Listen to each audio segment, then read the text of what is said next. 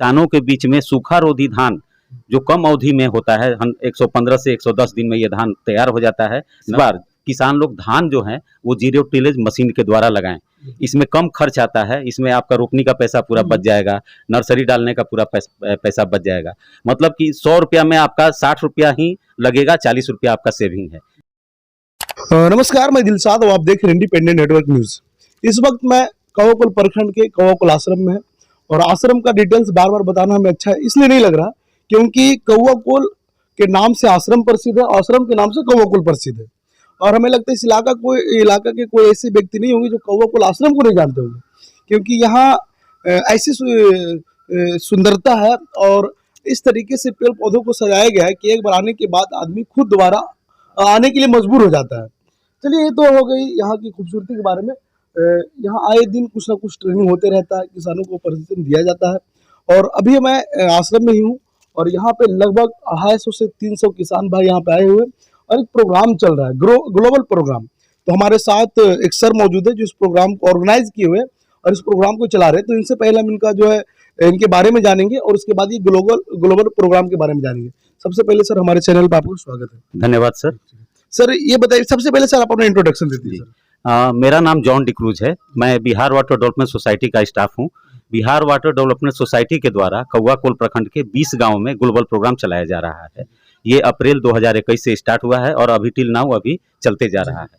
आज हम लोग यहाँ पर एक प्रशिक्षण रखे हुए हैं पैकेज ऑफ प्रैक्टिस का या बेस्ट मैनेजमेंट प्रैक्टिस, जो किसानों के बीच में सूखा रोधी धान जो कम अवधि में होता है, 115 से 110 दिन में ये धान तैयार हो जाता है। नर्सरी जिस दिन डालते हैं उस दिन से धान की कटनी तक में मात्र 110 से 115 दिन ही लगता है, जिससे कि आने वाला समय में रबी फसल तुरंत लगाया जा सकता है। हम लोग यहाँ पर जीरो टिलेज मशीन भी दिए हुए हैं। हम लोग ज़्यादातर प्रयास कर रहे हैं कि इस बार किसान लोग धान जो है वो जीरो टिलेज मशीन के द्वारा लगाएं। इसमें कम खर्च आता है, इसमें आपका रोपनी का पैसा पूरा बच जाएगा, नर्सरी डालने का पूरा पैसा बच जाएगा। मतलब कि 100 रुपया में आपका 60 रुपया ही लगेगा, 40 रुपया आपका सेविंग है। तो इस प्रकार का कार्य हम लोग कर रहे हैं। ग्लोबल प्रोग्राम सुखाड़ क्षेत्र के लिए ही चलाया जा रहा है, जिससे कि यहाँ के किसानों के जीवन में लाभ प्राप्त हो। इसलिए हम लोगों ने धान का बीज अभी दिया। कुछ समय के बाद में हम लोग कुछ किसानों के खेत में आम का बीज भी, हम लोग आम का पौधा देने वाले हैं। आम का पौधा ये इसलिए कि अगर 4-5 किसान अगर मिल करके लगवाते हैं तो लगभग हमारे ख्याल से 190 पौधा हम लोग आम का या अमरूद का दोनों मिला करके हम लोग देंगे। अभी मंत्री जी से भी मैं बात किया। ये जो पेड़ पौधा आप देते हैं या बीज देते हैं तो इसका शुल्क दे होता है या बिना नहीं, बिना शुल्क, ये संस्था के तरफ से दिया जाता है। ग्लोबल प्रोग्राम के अंतर्गत में बिहार वाटर डेवलपमेंट सोसाइटी के द्वारा दिया जाता है। सर, ये फ्री पेड़ पौधा देना और ये फ्री बीज देना, इसके पीछे क्या उद्देश्य है? इसका उद्देश्य यही है कि पर्यावरण जो है हमारा स्वस्थ और सुरक्षित हो जाए। पहली बात यह कि 190 पेड़ मान लीजिए कि इस बार अभी के सीजन में लग रहा है, अगला साल फिर और लगेगा। ये प्रोग्राम 2024 तक है, तो हर साल कुछ ना कुछ हम लोग करते जाएंगे। इसमें हम लोग कोशिश कर रहे हैं गवर्नमेंट के द्वारा मिल करके जितने भी पॉन्ड हैं, जितने भी डैम हैं, उसको रेनोवेट कराने के लिए, रेनोवेट कराने के बाद में उसमें पानी का जल संचय होगा, यहाँ का वाटर लेवल अप आएगा। जो सुखाड़ की स्थिति आ जाती है, मार्च महीना में ही चापाकल सूख जाता है, पीने की पानी की समस्या हो जाती है। ये सब के लिए ग्लोबल प्रोग्राम ही इसी पर काम कर रहा है और ये एक प्रयास है संस्था के द्वारा कि यहाँ के लोगों के जीवन में खुशहाली आए। ये ग्लोबल प्रोग्राम सर, ये किस किस इलाके में चल रहा है? कहाँ चल रहा है? ये एक्टिव कहाँ है सर अभी? यहाँ पर लगभग 27 बिहार में 27 एनजीओ इस ग्लोबल प्रोग्राम को चला रहे हैं। कहीं पर ये फूड सिक्योरिटी पर चल रहा है, कहीं पर ड्रॉट पर है, कहीं पर फ्लड पर है। जहाँ बाढ़ आती है वहाँ पर भी ग्लोबल प्रोग्राम काम कर रहा है और वहाँ पर लाइफ जैकेट वगैरह दे करके लोगों के बीच में कि बाढ़ आ जाए तो उस समय में डूबने की स्थिति से बचाव हो, इस पर भी कार्य किया जा रहा है। सर, हमें लगता है कि जहाँ आप काम करते होंगे, जहाँ ट्रैवल्स लोग रहते हैं और जहाँ पिछड़े लोग रहते हैं, तो वहाँ आप लोग जाते हैं तो कितना मुश्किल होता है सर उन लोगों को समझाना? लेकिन हम लोग का प्रयास है, चूंकि जमीनी स्तर पर हम लोग सीधे गांव में पहुंच करके उनके साथ संवाद करते हैं और संवाद करने का नतीजा है कि हमने उनको कहा कि हम आपको धन दौलत नहीं दे सकते हैं, लेकिन हम ज्ञान का बात करेंगे आपसे और अगर मेरे साथ जुड़िएगा तो कुछ ना कुछ फायदा आपको जरूर मिलेगा। और ये 20 गाँव के लोगों के बीच में नया बदलाव शुरू हो चुका है। अभी आपके सामने 250 किसान हॉल में बैठे हुए हैं। गर्व की बात है कि नहीं है? पूरा हॉल भरा हुआ है खचा के, इतनी गर्मी है लेकिन इसके बावजूद वो लोग डटे हुए हैं। तो ये मुझे भी बहुत खुशी लगता है। हमारे director doctor father James Shekhar हैं, उनको भी खुशी लगता है, वो भी बार बार विजिट करते हैं, आते हैं, आकर के देखते हैं। यहाँ के मंत्री जी भी हैं, उनका भी पूरा सपोर्ट है ग्राम निर्माण मंडल का। प्लस हम लोग इसके अलावा इसके बहुत पहले लगभग 25 साल पहले हम लोग कैथोलिक रिलीफ सर्विस CRS के द्वारा यहाँ पर बड़ा बड़ा डैम भी बनवा चुके हैं। उसमें मैं स्वयं काम किया हूँ। अच्छा, उस टाइम में आप स्वयं काम किया हूँ।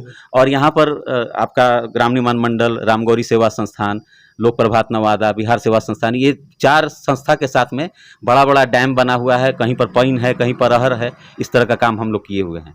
और मुझे खुशी है इस संस्था से जुड़ करके कि लोगों के बीच में ये संस्था बहुत ही अच्छा काम कर रहा है। सर, जहाँ आपने काम किया अभी तक, वहाँ पे कितना बदलाव हुआ, कितना लोग वहाँ के लोग कितना ऑब्जर्व कर पाए? पहले जैसे कि हम लोग डैम वगैरह जब किए थे या लैंड लेवलिंग वगैरह कराए थे, तो उसमें सर अभी आप आते समय में देखे होंगे कि अभी खेत में पूरा हरियाली दिखाई दे रहा है ना। लेकिन पहले जब हम लोग आते थे ये पूरा उबड़ खाबड़ था। ये लैंड लेवलिंग कर करके आज जो ये चमत्कार जो हुआ है, ये खुद बिहार वाटर डेवलपमेंट सोसाइटी का देन है। और उस समय जब बड़ा बड़ा डैम हुआ, वाटर लेवल आपका पहाड़ का पानी पूरा भाग जा रहा था, वो पानी रुका, 3 चरण में उसको फेज बाई फेज कर करके रोक दिया गया। उससे किसानों का सिंचाई वगैरह भी बहुत अच्छा से हो रहा था। धान के अलावा वो लोग रबी फसल भी लगाते थे, सब्जी भी लगाते थे। तो ये एक बड़ा बदलाव आया था। लेकिन अभी 30 साल के आसपास में, 25-30 साल के अंतराल में वो भर चुका है और फिर से उसे रेनोवेट करने की आवश्यकता है। तो हम लोग सरकार से भी कोशिश कर रहे हैं, नबार्ड के तरफ से भी कोशिश कर रहे हैं, खुद ग्लोबल प्रोग्राम के भी लोग आए हैं, विजिट करके गए हैं। आगे देखते हैं किस प्रकार से इसको हम लोग कर पाएंगे। एक अंतिम सवाल जी सर, कि सर बहुत सारे किसान तो भी आए, 250 किसान यहाँ पे आए, आपको बहुत खुशी हो रही है जी। और हमें लगता है कि जो ट्रेनिंग अभी चल रही, जो इनको प्रशिक्षण दे रहे हैं, वो काम करेंगे, सीखेंगे। लेकिन जो नहीं आए उनके लिए क्या कहना है? उनके लिए ये है सर कि हम लोग गाँव-गाँव में मीटिंग करते हैं जाकर के, हमेशा हर महीना हम लोग का टारगेट है 20 गांव में हम लोग को विजिट करना। और इसमें सिर्फ यही नहीं कि एक बीज वितरण का समारोह हुआ तो हमने इसको करवा दिया।